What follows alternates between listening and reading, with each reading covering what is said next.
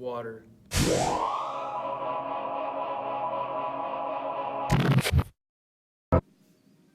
Water is Earth's most valuable resource because it is essential for all humans to survive.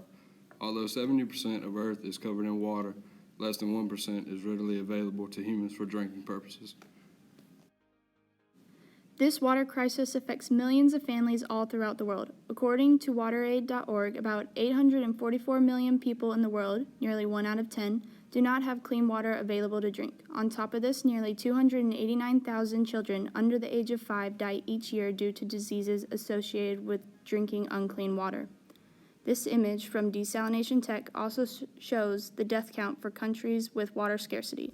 Africa has the second highest death count at 703,000 people per year, according to the 2016 data records.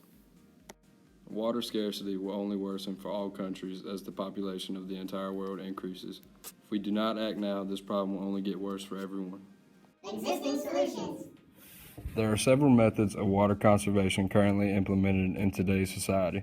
The most abundantly used methods are desalination and wastewater recycling. Desalination is the process of removing salt and other chemicals in seawater for drinking and irrigation purposes.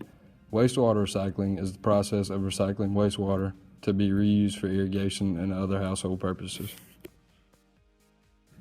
Desalination does not work for various reasons. It's too expensive for most countries. Although 70% of the drinking water in the Middle East comes from desalination, it's not energy efficient and it's also very time consuming. Wastewater recycling does not work for many reasons, including it operates on a small scale compared to the problem of global water scarcity. It doesn't address the problem of actually creating new drinking water.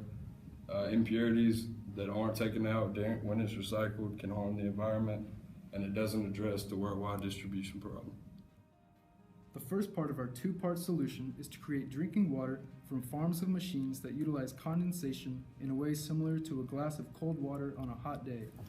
In each machine, cold liquid nitrogen is pumped into a cylinder where it reacts with atmospheric water vapor and the warm air, where it condenses and is collected by a drainage system that carries it by gravity into a filtration system and ultimately into a reservoir. Our condensation farms will be implemented in the Middle East and Northern Africa because these areas have hot and stable climates, and also this is where the problem is the worst. The second part of our two-part plan is using dehumidifying machines. Basically, they work like a regular dehumidifier, such as in a household, pictured here, with a fan and a cooling system, which brings in hot, moist air and cools it down to produce liquid water, except ours involves a filtration system, pictured here, which would filter out all the bad things in the water, which would allow it to be drinkable. An added benefit of using our dehumidifying machines is that it allows for a self-sustaining water source for small families.